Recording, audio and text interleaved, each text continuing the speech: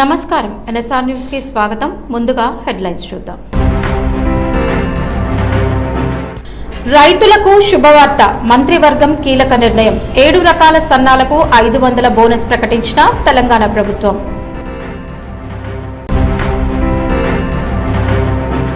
Revanth Reddy real estate బ్రోకర్లా వ్యవహరిస్తున్నారు. BRS MLC Dasoju Shravan ఆరోపణ.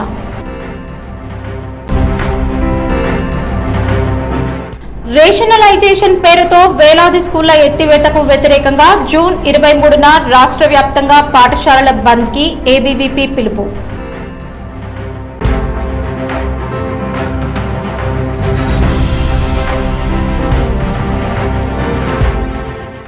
హైదరాబాద్ లో ముఖ్యమంత్రి రేవంత్ రెడ్డి అధ్యక్షతన సచివాలయంలో జరిగిన మంత్రివర్గ సమావేశంలో పలు కీలక నిర్ణయాలు తీసుకున్నట్లు రాష్ట్ర మంత్రి ఉత్తమ్ కుమార్ రెడ్డి తెలిపారు. మీడియాతో మాట్లాడిన ఉత్తమ్ కుమార్ రెడ్డి వానాకాలం పంట సాగుని ప్రోత్సహించే దిశగా ప్రభుత్వం కీలక నిర్ణయం తీసుకుందని వెల్లడించారు. రైతులు సాగు చేసే మొత్తం 7 రకాల సన్న రకాల ధాన్యాలకు క్వింటాల్ కి 500 బోనస్ అందించాలని మంత్రివర్గం నిర్ణయించినట్లు చెప్పారు. ఈ నిర్ణయంతో సన్న రకాల ధాన్యం సాగు చేసే రైతులకు ఆర్థికంగా ప్రయోజనం చేకూరుతుందని, నాణ్యమైన ధాన్యం ఉత్పత్తికి ప్రోత్సాహం లభిస్తుందని ఆయన పేర్కొన్నారు. అలాగే ఈ నెల 30వ తేదీన ఖమ్మం జిల్లా మధిరలో భారీ బహిరంగ సభ నిర్వహించనున్నట్లు మంత్రి వెల్లడించారు. ఈ సభకు ముఖ్యమంత్రి రేవంత్ రెడ్డి హాజరు కానున్నారని తెలిపారు. ఈ సందర్భంగా రైతు భరోసా పథకానికి సంబంధించిన నిధులను కూడా ముఖ్యమంత్రి విడుదల చేయనున్నట్లు ఉత్తమ్ కుమార్ రెడ్డి వెల్లడించారు. రైతుల సంక్షేమం, వ్యవసాయ రంగ అభివృద్ధికి ప్రభుత్వం కట్టుబడి ఉందని ఆయన పేర్కొన్నారు. రైతులకు మద్దతుగా తీసుకుంటున్న నిర్ణయాలు వ్యవసాయ రంగానికి మరింత ఊతమిస్తాయని ప్రభుత్వం ఆశాభావం వ్యక్తం చేస్తోంది. ఇన్ఫార్మల్ క్యాబినెట్ మీటింగ్ జరిగింది. ముఖ్యమంత్రి గారు మంత్రులతో పలు అంశాల్లో సంప్రదించి చర్చించి కొన్ని ముఖ్యమైన నిర్ణయాలు తీసుకోవడం జరిగింది. ఆ నిర్ణయాలు మీ ద్వారా యావత్ తెలంగాణ ప్రజానికానికి తెలియజేస్తున్నాం. మొదటిగా వానాకాలం పంటలకు రైతులకి పెట్టుబడి సాయం కింద రైతు భరోసా నిధుల్ని విడుదల చేయాలని ఈరోజు ముఖ్యమంత్రి రేవంత్ రెడ్డి గారి ఆధ్వర్యంలో జరిగిన మంత్రుల సమావేశంలో కీలక నిర్ణయం తీసుకున్నాం.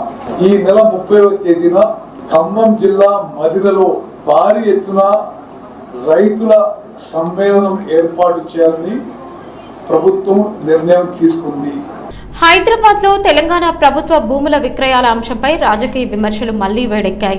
ఈ నేపథ్యంలో బీఆర్ఎస్ ఎమ్మెల్సీ దాసోజు శ్రవణ్ ముఖ్యమంత్రి రేవంత్ రెడ్డిపై తీవ్ర స్థాయిలో విమర్శలు గుప్పించారు. మీడియాతో మాట్లాడిన దాసోజు శ్రవణ్ బీఆర్ఎస్ ప్రభుత్వం అధికారంలో ఉన్న సమయంలో నిరుపయోగ భూములను విక్రయించినప్పుడు అప్పటి ప్రతిపక్ష నేతగా ఉన్న రేవంత్ రెడ్డి తీవ్ర అభ్యంతరాలు వ్యక్తం చేశారని గుర్తు చేశారు.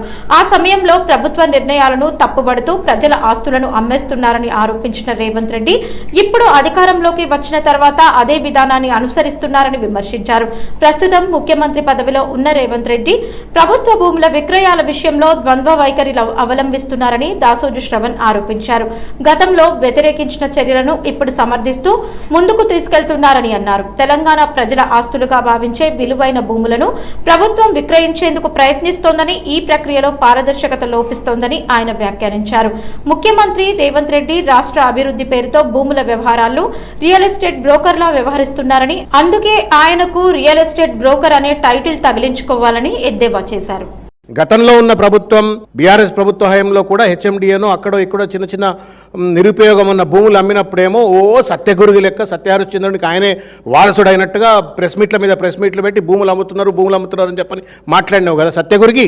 మరి ఆ గురిగింజ మాటలు ఏమైనా రేవంత్ రెడ్డి వాళ్ళ విచ్చలవిడిగా రియల్ ఎస్టేట్ దందాలకు పాల్పడుతున్నాడు. ముఖ్యమంత్రి అనే టైటిల్ తీసేసుకోవాలి Revanth Reddy. Real estate broker అని తగిలించుకుంటే బాగుంటుంది. In the capacity of the chief minister ముఖ్యమంత్రి కుర్చీలో కూర్చొని నిస్సిగ్గుగా నిర్లజ్జగా రియల్ ఎస్టేట్ బ్రోకర్గిరి చేస్తున్నటువంటి ఒక రేవంత్ రెడ్డి ఇవాళ శాశ్వతంగా తెలంగాణ సంపదను ఇవాళ పెట్టుబడిదారులకు తన బినామీగాళ్లకి ఇవాళ కట్టబెట్టే ప్రయత్నం చేస్తా ఉన్నాడు ప్రభుత్వ భూమిని. మరో పక్కన ప్రైవేట్ భూములను, ఫ్యూచర్ సిటీ పేరు మీద ప్రైవేట్ భూములను బెదిరించి అదిరించి ఆఖరికి అసైన్ భూములను కూడా ఇవాళ forcible land acquisition without following the principles of land acquisition యాక్ట్ను కూడా పాటించకుండా ల్యాండ్ ఎక్విజిషన్ చేస్తూ ఉన్నాడు.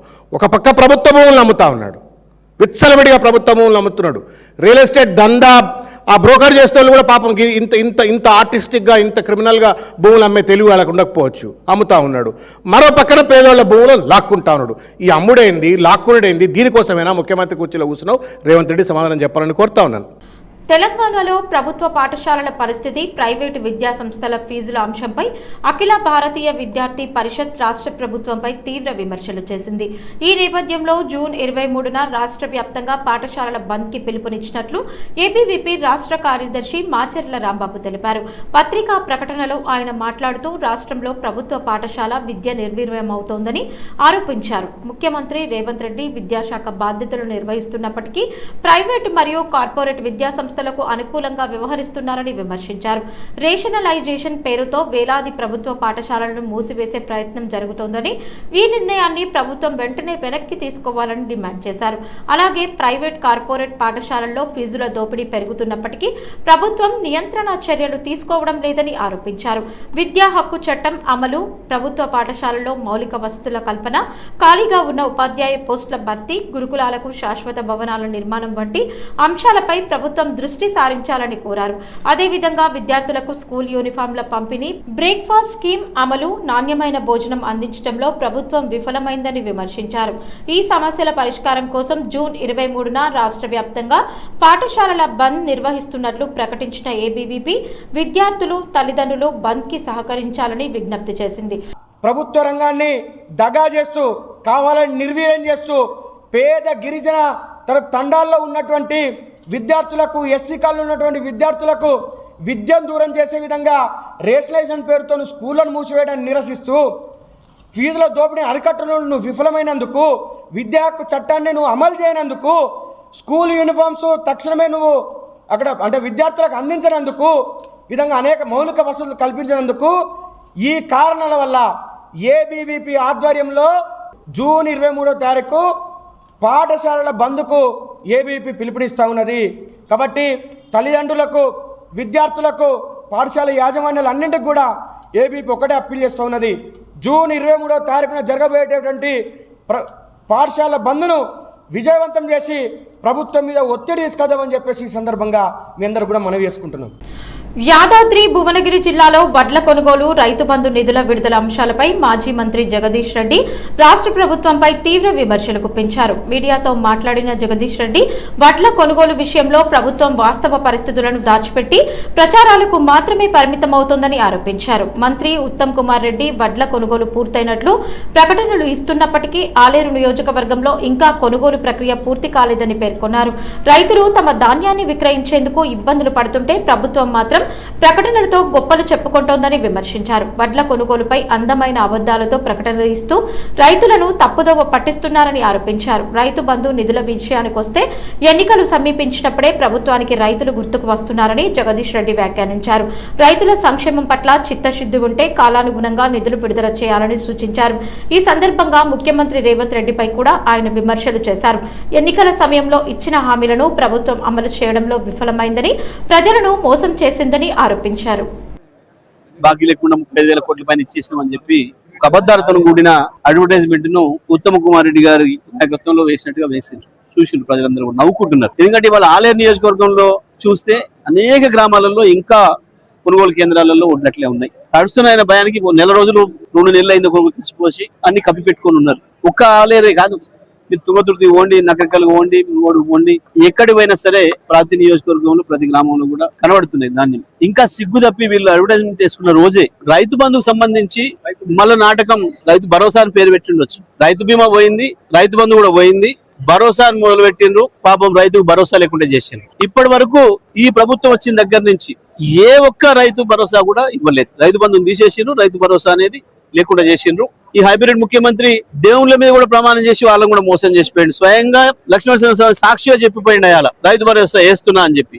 ఆ రోజు ప్రమాణం చేసింది కూడా వేయలేదు ఇప్పటి వరకు. ఇప్పుడు యాసంగితే మొత్తం వేయలేదు, మళ్ళీ వానకాలం చేస్తామని చెప్పేసి నాటకాలు చేస్తున్నారు. కేవలం ఎన్నికలు పెట్టాల్సిన పరిస్థితి వస్తుందని చెప్పేసి మాట్లాడుతున్నారు.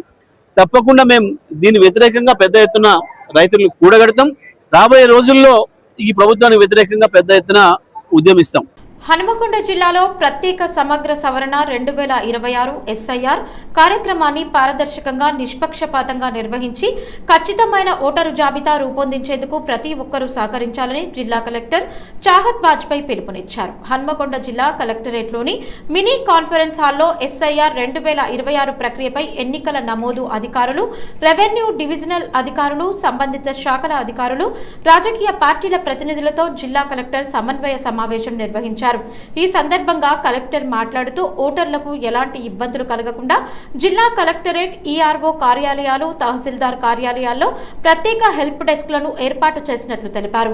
ఓటర్ల సందేహాల నివృత్తికి ఈ కేంద్రాలు ఉపయోగపడతాయని చెప్పారు. బూత్ లెవెల్ అధికారులకు అవసరమైన శిక్షణతో పాటు ఎస్ఐఆర్ ప్రక్రియకు సంబంధించిన మెటీరియల్ అందజేశామని తెలిపారు.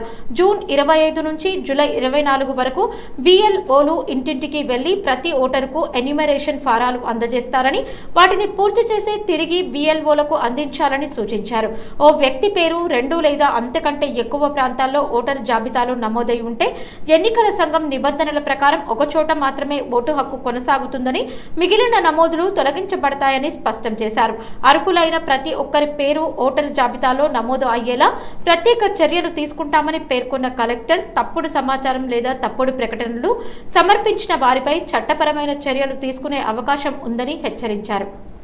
భూపాల్పల్లి మున్సిపాలిటీ పరిధిలోని 3వ వార్డులో నూతనంగా ఏర్పాటు చేసిన కాంగ్రెస్ పార్టీ కార్యాలయం ప్రారంభోత్సవం మరియు టేకు రాజేశ్వరి రాజబాబు నూతన ఇందిరమ్మ ఇంటి గృహప్రవేశ కార్యక్రమంలో ముఖ్య అతిథిగా భూపాల్పల్లి శాసనసభ్యులు గర్రు సత్యనారాయణరావు పాల్గొన్నారు.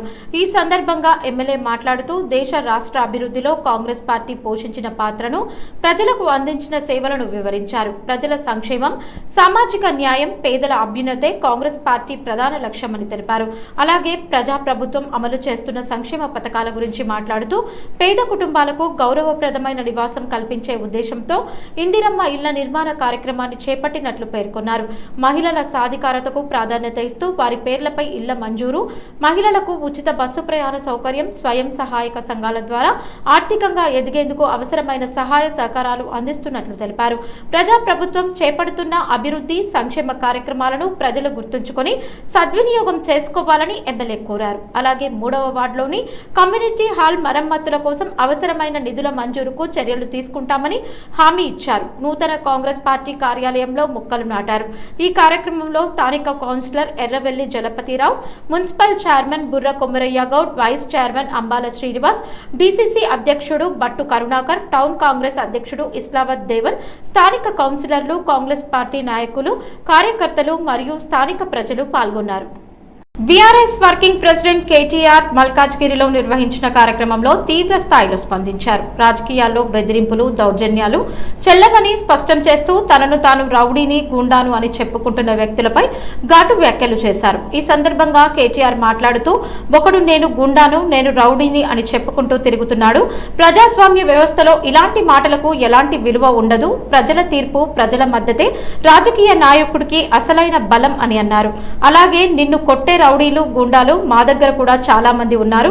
కానీ మేము ఆ మార్గాన్ని నమ్మం. బెదిరింపులు, దాడులు, దౌర్జన్యాలతో రాజకీయాలు చేయడం మా సంస్కృతి కాదు అని వ్యాఖ్యానించారు.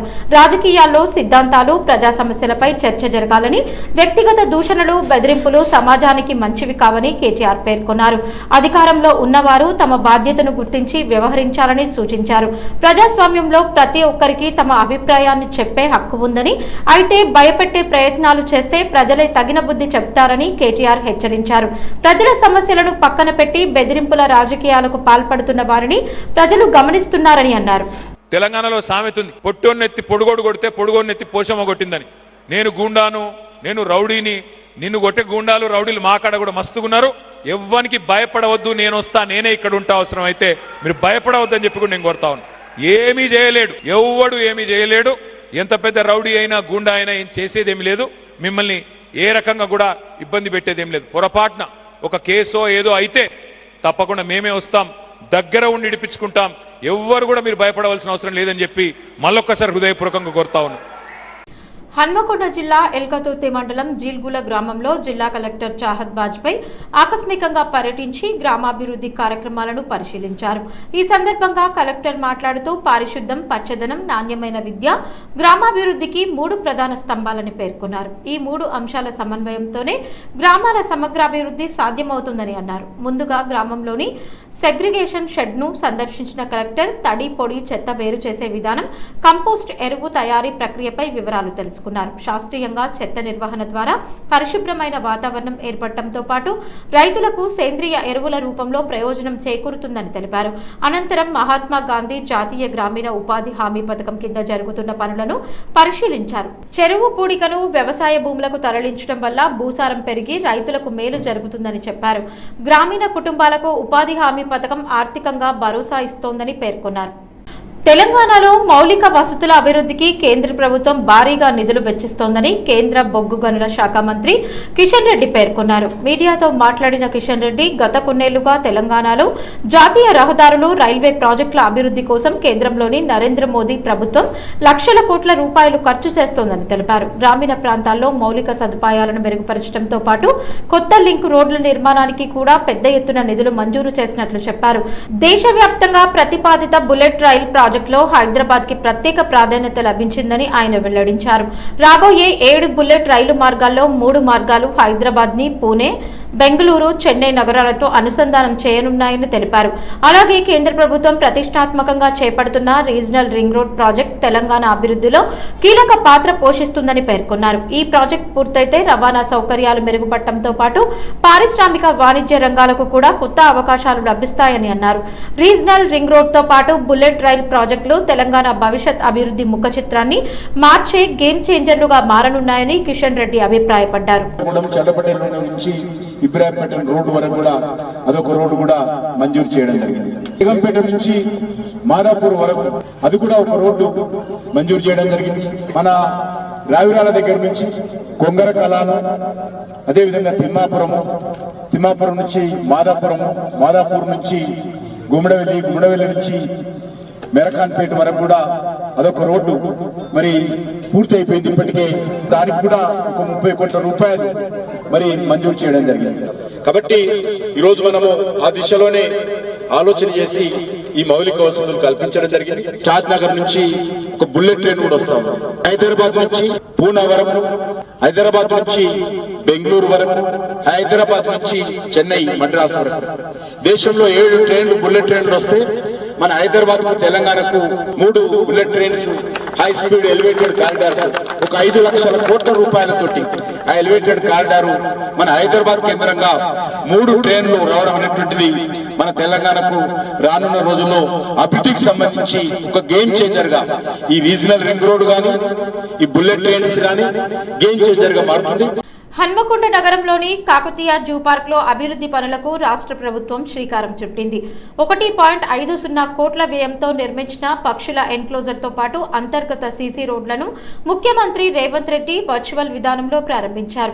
రంగారెడ్డి జిల్లా గుర్రంగూడలో నిర్వహించిన రాష్ట్ర స్థాయి వన మహోత్సవ కార్యక్రమం నుంచి సీఎం ఈ ప్రాజెక్టులను ప్రారంభించారు. హన్మకొండ జూ పార్క్ లో జరిగిన కార్యక్రమంలో రాష్ట్ర శాసన మండలి డిప్యూటీ చైర్మన్ బండా ప్రకాష్, వరంగల్ పశ్చిమ ఎమ్మెల్యే నాయని రాజేందర్ రెడ్డి, హన్మకొండ జిల్లా కలెక్టర్ చాహద్ బాజ్పై, జిల్లా అటవీ అధికారి బి లావణ్య తదితరులు పాల్గొన్నారు. అనంతరం వన మహోత్సవంలో భాగంగా జూ పార్క్ ప్రాంగణంలో ప్రజా ప్రతినిధులు, అధికారులు మొక్కలు నాటి పర్యావరణ పరిరక్షణపై అవగాహన కల్పించారు. ప్రతి ఒక్కరూ మొక్కలు నాటి వాటి సంరక్షణ బాధ్యతను తీసుకోవాలని పిలుపునిచ్చారు. ఈ సందర్భంగా జిల్లా కలెక్టర్ చాహద్ బాజ్పై మాట్లాడుతూ జిల్లాలో ఈ ఏడాది వన మహోత్సవం కింద 18,17,400 మొక్కలు నాటే లక్ష్యాన్ని నిర్దేశించినట్లు తెలిపారు. అన్ని శాఖల సమన్వయంతో లక్ష్య సాధనకు చర్యలు చేపడుతున్నట్లు వెల్లడించారు. కాకతీయ జూ పార్క్ లో ఏర్పాటు చేసిన కొత్త పక్షుల ఎన్క్లోజర్ వివిధ జాతుల పక్షుల సంరక్షణకు దోహదపడటంతో పాటు సందర్శకులను ఆకట్టుకుంటోందని అధికారులు తెలిపారు. అలాగే కొత్తగా నిర్మించిన అంతర్గత సీసీ రోడ్లు జూ పార్క్ లో సౌకర్యాలను మరింత మెరుగుపరుస్తాయని పేర్కొన్నారు. వరంగల్లో భారతీయ జనతా యువమోర్చా ఆధ్వర్యంలో నిర్వహించనున్న నమో జెన్జీ కాంక్లేవ్ కార్యక్రమానికి సంబంధించిన పోస్టర్ను బీజేపీ జిల్లా ప్రధాన కార్యదర్శి డాక్టర్ గోగుల రాణా ప్రతాప్ రెడ్డి ఆవిష్కరించారు.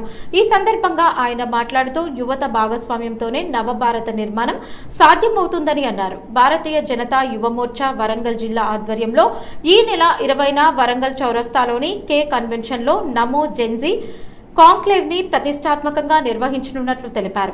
ఈ కార్యక్రమంలో బీజేవైఎం జిల్లా అధ్యక్షుడు ఎర్రగొల్ల భరత్వీర్ మాట్లాడుతూ ప్రస్తుత డిజిటల్ యుగంలో 35 ఏళ్లలోపు ఉన్న యువత ఆలోచనలు, సాంకేతిక నైపుణ్యాలు దేశ అభివృద్ధికి కీలకమని పేర్కొన్నారు. యువతను దేశ నిర్మాణంలో భాగస్వాములను చేయడమే ఈ కాంక్లేవ్ ప్రధాన లక్ష్యమని తెలిపారు. అలాగే ప్రధానమంత్రి నరేంద్ర మోదీ నాయకత్వంలో కేంద్ర ప్రభుత్వం అమలు చేస్తున్న స్టార్టప్ ఇండియా, స్కిల్ ఇండియా, నూతన విద్యా విధానం వంటి పథకాలపై యువతకు అవగాహన కల్పించనున్నట్లు చెప్పారు. గత 12 ఏళ్లలో కేంద్ర ప్రభుత్వం సాధించిన అభివృద్ధి కార్యక్రమాలను కూడా ఈ వేదిక ద్వారా వివరించనున్నట్లు తెలిపారు. వికసిత భారత్ 2047 లక్ష్య సాధనలో యువత కీలక పాత్ర పోషించాలని, దేశ భవిష్యత్తుని తీర్చిదిద్దే శక్తిగా ముందుకు రావాలని నాయకులు పిలుపునిచ్చారు. ఈ పోస్టర్ ఆవిష్కరణ కార్యక్రమంలో బీజేవైఎం జిల్లా నియోజకవర్గ నాయకులు, కార్యకర్తలు మరియు పలువురు బీజేపీ నేతలు పాల్గొన్నారు. మన ప్రియతమ నాయకులు మన దేశ ప్రధాని నరేంద్ర మోడీ గారు మనకు సుపరిపాలన అందించుకుంటూ ఏదైతే 12 సంవత్సరాలు పూర్తయిన సందర్భంగా భారతీయ జనతా పార్టీ, భారతీయ యువమోర్చా ఆధ్వర్యంలో జెన్జీ నమో జెన్జీ కార్యక్రమం కాంక్లేవ్, యూత్ కాంక్లేవ్ కార్యక్రమాన్ని వరంగల్లో కే కన్వెన్షన్ హాల్లో ఈ నెల 20వ తారీఖు నిర్వహించబోతున్నారు. మరి నర్సంపేట నియోజకవర్గానికి సంబంధించిన యువ సోదరులు, అలాగే వరంగల్ జిల్లాకు సంబంధించిన యువ సోదరులందరూ కూడా ఈ నెల 20వ తారీఖున చేయబోయే కార్యక్రమానికి అందరూ వచ్చి ఆ కార్యక్రమాన్ని విజయవంతం చేయగలరని కోరుతున్నాము. శుక్రవారం భారత జాతీయ కాంగ్రెస్ పార్టీ విభాగం ఉపాధ్యక్షులు, పార్లమెంటరీ ప్రతిపక్ష నాయకులు రాహుల్ గాంధీ 56వ జన్మదిన వేడుకలను భూపాల్పల్లి పార్టీ కార్యాలయంలో ఘనంగా నిర్వహించారు. ఈ కార్యక్రమంలో ముఖ్య అతిథిగా పాల్గొన్న భూపాల్పల్లి ఎమ్మెల్యే గండ్ర సత్యనారాయణరావు రాహుల్ గాంధీ సంపూర్ణ ఆరోగ్యంతో, దీర్ఘాయుషుతో ఉండాలని, భవిష్యత్తులో దేశ ప్రధానిగా సేవలందించాలని ఎమ్మెల్యే ఆకాంక్షించారు. ఈ సందర్భంగా ఎమ్మెల్యే మాట్లాడుతూ దేశంలో ఐఐటీలు, త్రిబుల్ ఐటీలు, ప్రధాన ప్రాజెక్టులు, పారిశ్రామిక అభివృద్ధి వంటి అనేక కీలక కార్యక్రమాలు కాంగ్రెస్ పాలనలోనే రూపుదిద్దుకున్నాయని తెలిపారు.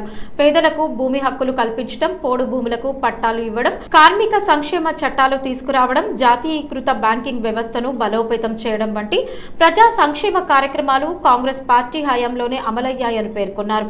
అలాగే దేశ ప్రజల శ్రేయస్సు కోసం గాంధీ కుటుంబం ఎన్నో త్యాగాలు చేసిందని, ప్రజాసేవకు అంకిత భావంతో పనిచేస్తూ వస్తోందని ఎమ్మెల్యే తెలిపారు. అనంతరం పార్టీ నాయకులు, కార్యకర్తలు కేక్ కట్ చేసి రాహుల్ గాంధీ జన్మదిన శుభాకాంక్షలు తెలియజేశారు. ఈ కార్యక్రమంలో కాంగ్రెస్ పార్టీ జిల్లా అధ్యక్షులు బట్టు Karunakar, municipal chairman Burra Komaraiah, Bhupalpalli town president Islavath Devan, Congress party నేతలు, ప్రజాప్రతినిధులు, కార్యకర్తలు పాల్గొన్నారు. వార్తలు ముగించే ముందు హెడ్లైన్స్ మరోసారి. రైతులకు శుభవార్త, మంత్రివర్గం కీలక నిర్ణయం. 7 రకాల సన్నాలకు 500 బోనస్ ప్రకటించిన తెలంగాణ ప్రభుత్వం.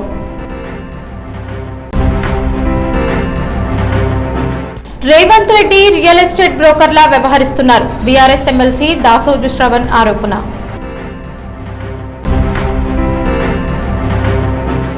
రేషనలైజేషన్ పేరుతో వేలాది స్కూళ్ల ఎత్తివేతకు వ్యతిరేకంగా జూన్ 23న రాష్ట్ర వ్యాప్తంగా పాఠశాలల బంద్కి ఏబీవీపీ పిలుపు. ఈ వార్తలు ఇంతటితో సమాప్తం. నమస్కారం.